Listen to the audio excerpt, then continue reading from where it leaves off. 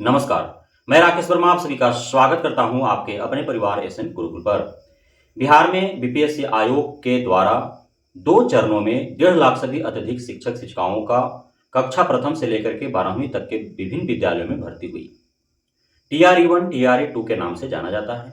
और ये जो दोनों भर्तियां संपन्न कराए गए, उस समय बीपीएससी आयोग के चेयरमैन थे अतुल प्रसाद साहब, जिन्होंने तूफान से कश्ती निकाल करके लाया और उनको शुभकामनाएं दी कि आप बिहार के भविष्य को संभाल करके रखना। साथ ही उस समय के शिक्षा विभाग के अपर मुख्य सचिव के तौर पर थे हमारे सबसे सख्त पदाधिकारी, जिद्दी पदाधिकारी, कड़क पदाधिकारी के पाठक साहब। इन दोनों ने मिलकर के दोनों भर्तियों का ऐसा भर्ता बनाया है जिसका दुष्परिणाम आज तो देखने को मिल ही रहे हैं। जबकि 1 साल टीआरई 1 का गुजर चुके हैं और टीआरई 2 का जो भर्ती हुई है और योगदान लिए हुए 6 माह से अधिक गुजर चुके हैं। अब तक दुष्परिणाम झेल रहे हैं और कब तक झेलेंगे यह कह पाना मुश्किल है। टीआरई 1-2 पर 1 दर्जन से भी अत्यधिक याचिकाएं माननीय पटना हाई कोर्ट में दायर है। उनमें से कई याचिकाओं पर सुनवाई भी हो चुकी है, जिसके आधार पर कार्रवाइयां चल रही है और कई याचिकाएं अभी लंबित हैं, सुनवाइयां चल रही है, उस पर अभी निर्णय नहीं आ पाया है।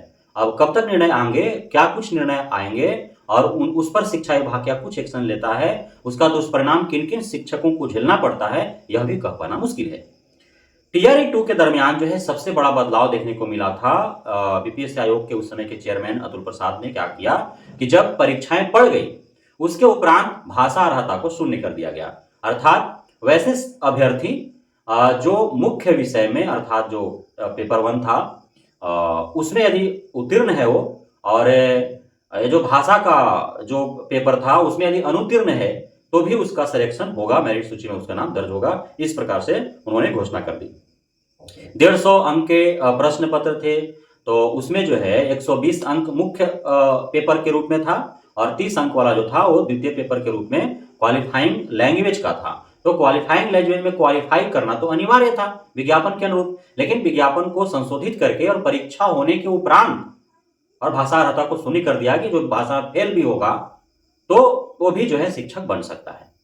अब उसे लेकर के तब से लेकर के आज तक टीआरई 2.0 को लेकर के और उसमें सम्मिलित अभ्यर्थी चाहे वे सिलेक्टेड हो या नॉन सिलेक्टेड हो, सभी के मन मस्तिष्क में शंका बना हुआ था कि कहीं ना कहीं बीपीएससी आयोग के द्वारा एक बहुत बड़ा साजिशतन खेल खेला गया है और उसका नुकसान जो है वो कई ऐसे सफल अभ्यर्थियों को हुआ जिन्होंने दोनों पेपर को अच्छे अंक से पास किया।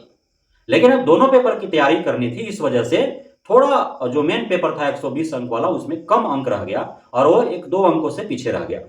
और जो सिर्फ मुख्य पेपर की तैयारी किए, भाषा का तैयारी नहीं किया, उनको फायदा हो गया।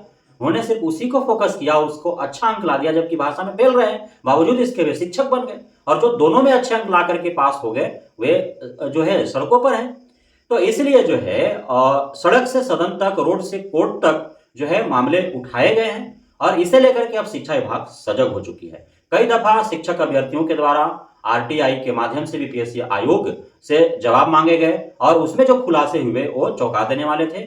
ऐसे खुलासे हुए कि बहुत सारे हमारे जो बुद्धिजीवी वर्ग के लोग हैं उनका पैरों तले जमीन खिसक गया, इस वजह से कि बहुत ऐसे हैं जो इंग्लिश के शिक्षक बने हैं, हिंदी के शिक्षक बने हैं, उर्दू के शिक्षक बने हैं, अन्य विषयों के शिक्षक बने हैं और उनका 30 अंक में 9 अंक नहीं वो ला पाए हैं इंग्लिश हिंदी दोनों मिला करके या इंग्लिश और उर्दू मिला करके। और वैसे जो है अभ्यर्थी वो भाषा का शिक्षक बन बैठे हैं। वैसे अभ्यर्थी 11th-12th में शिक्षक हैं, 9th-10th में शिक्षक हैं, 6 to 8 में शिक्षक हैं। भला वो क्या, जब वो 30 अंक का जो टीआरई 2.0 का क्वालिफाइंग लैंग्वेज पेपर था वो बेहद ही आसान था।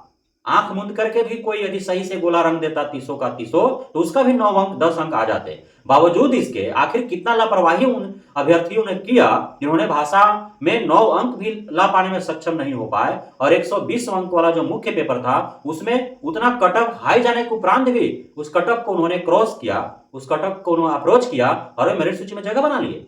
तो है ना हैरत कर देने वाली बात। इसी को लेकर के तो हैरान है सभी। अब अभी जो है शिक्षा विभाग के द्वारा जो एक पत्र जारी किया गया, हालांकि नालंदा के जिला कार्यक्रम पदाधिकारी स्थापना के द्वारा नालंदा जिला के सभी प्रखंड के जो प्रखंड शिक्षा पदाधिकारी हैं और जो सभी उस जिला अंतर्गत विद्यालय हैं, उनके जितने भी प्रधानाध्यापक हैं, तो उन सभी को पत्र लिखा गया है और एक फॉर्मेट भी उनको उपलब्ध कराया गया है। और अब उस जिला के अंतर्गत जितने भी ऐसे शिक्षक शिक्षिकाएं टीआरई 2.0 से चयनित होकर के आए हैं, जिनका भाषा अर्हता में 30% से कम अर्थात 9 अंक से कम है, उनकी सूची मांगी गई है। उनका रोल नंबर बीपीएससी टीआरई 2 से है, उनका नाम, कैंडिडेट का नाम, किस विषय से शिक्षक है, किस विद्यालय में पदस्थापित है, किस प्रखंड में है, कितना मार्क्स उनका आया है और रिमार्क्स वो जो भी देना चाहते हैं। तो इस प्रकार से जो है एक फॉर्मेट दिया गया है, एक फोल्डर उपलब्ध कराए गए हैं और सभी से सूचनाएं मांगी गई है। अब देखना यह होगा कि यह जो सूचनाएं मांगी गई है शिक्षा विभाग के द्वारा, इसके बाद जो है क्या कार्रवाई वो करती है, क्योंकि कहीं ना कहीं वे सभी अभ्यर्थी तो अयोग्य हैं।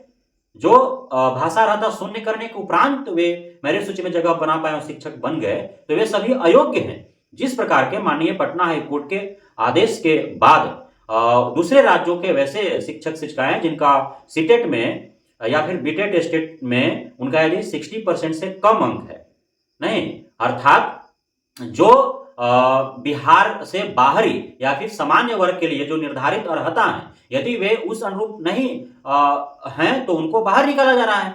तो उसी प्रकार से हो सकता है कि भाषा अर्हता को बीच में शून्य किया गया है, परीक्षा के उपरांत शून्य किया गया है, तो उस पर कुछ ऐसा माननीय कोर्ट का फैसला आ जाए या सामान्य प्रशासन विभाग बिहार का कुछ दिशा निर्देश आ जाए, शिक्षा विभाग इस प्रकार से कदम कुछ उठा दे कि वैसे शिक्षक शिक्षिकाओं को ही बाहर का रास्ता दिखा दे। अब क्या कुछ होगा, अभी सिर्फ संभावनाएं हैं।